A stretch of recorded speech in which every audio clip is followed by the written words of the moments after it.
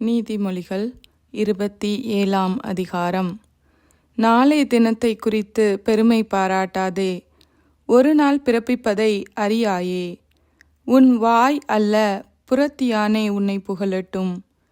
உன் உதடு அல்ல, அந்நியனே உன்னை புகழட்டும். கல் கனமும் மணல் பாரமுமாயிருக்கும், மூடனுடைய கோபமோ இவ்விரண்டிலும் பாரமாம். உக்கிரம் கொடுமையுள்ளது, கோபம் நிஷ்டூரமுள்ளது. பொறாமையோவென்றால் அதற்கு முன் நிற்கத்தக்கவன் யார்? மறைவான சிநேகத்தை பார்க்கிலும் வெளிப்படையான கடிந்து கொள்ளுதல் நல்லது. சிநேகிதன் அடிக்கும் அடிகள் உண்மையானவைகள், சத்துருயிடும் முத்தங்களோ வஞ்சனையுள்ளவைகள். திருப்தியடைந்தவன் தேன்கூட்டையும் மிதிப்பான், பசியுள்ளவனுக்கோ கசப்பான பதார்த்தங்களும் தித்திப்பாயிருக்கும். தன் கூட்டை விட்டு அலைகிற குருவி எப்படி இருக்கிறதோ அப்படியே தன் ஸ்தானத்தை விட்டு அலைகிற மனுஷனும் இருக்கிறான். பரிமள தைலமும் சுகந்த தூபமும் இருதயத்தை களிப்பாக்குவது போல ஒருவனுடைய சிநேகிதன் உட்கருத்தான ஆலோசனையினால் பாராட்டும் இன்பமானது களிப்பாக்கும். உன் சிநேகிதனையும் உன் தகப்பனுடைய சிநேகிதனையும் விட்டு விடாதே. உன் ஆபத்து காலத்தில் உன் சகோதரனுடைய வீட்டிற்கு போகாதே. தூரத்திலுள்ள சகோதரனிலும் சமீபத்திலுள்ள அயலானே வாசி.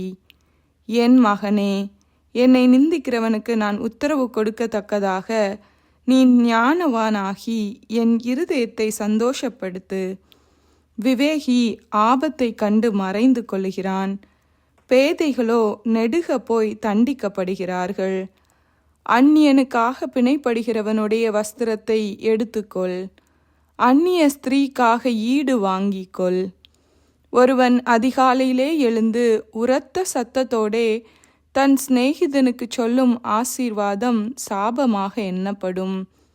அடைமழை நாளில் ஓயாத ஒழுக்கும் சண்டைக்காரியான ஸ்திரீயும் சரி. அவளை அடக்க பார்க்கிறவன் காற்றை அடக்கி தன் வலது கையினால் எண்ணெயை பிடிக்க பார்க்கிறான். இரும்பை இரும்பு கருக்கிடும், அப்படியே மனுஷனும் தன் சிநேகிதனுடைய முகத்தை கருக்கிடுகிறான்.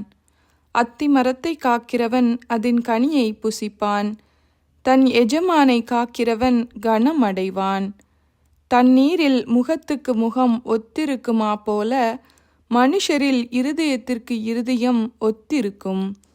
பாதாளமும் அழிவும் திருப்தியாகிறதில்லை, அதுபோல மனுஷனுடைய கண்களும் திருப்தியாகிறதில்லை. வெள்ளிக்கு குகையும் பொன்னுக்கு புடமும் சோதனை, மனுஷனுக்கு அவனுக்கு உண்டாகும் புகழ்ச்சியே சோதனை. மூடனை உரலில் போட்டு உலக்கையினால் நொய்யோடே நொய்யாக குத்தினாலும் அவனுடைய மூடத்தனம் அவனை விட்டு நீங்காது. உன் ஆடுகளின் நிலைமையை நன்றாய் அறிந்து கொள், உன் மந்தைகளின் மேல் கவனமாயிரு. செல்வம் என்றைக்கும் நிலையாது, கிரீடம் தலைமுறை தலைமுறை தோறும் நிலை நிற்குமோ? புல் முளைக்கும், பச்சிலைகள் தோன்றும், மலை பூண்டுகள் சேர்க்கப்படும். ஆட்டுக்குட்டிகள் உனக்கு வஸ்திரத்தையும் கடாக்கள் வயல் வாங்கத்தக்க கிரயத்தையும் கொடுக்கும். வெள்ளாட்டுப்பால் உன் ஆகாரத்துக்கும் உன் வீட்டாரின் ஆகாரத்துக்கும் உன் வேலைக்காரிகளின் பிழைப்புக்கும் போதுமானபடி இருக்கும்.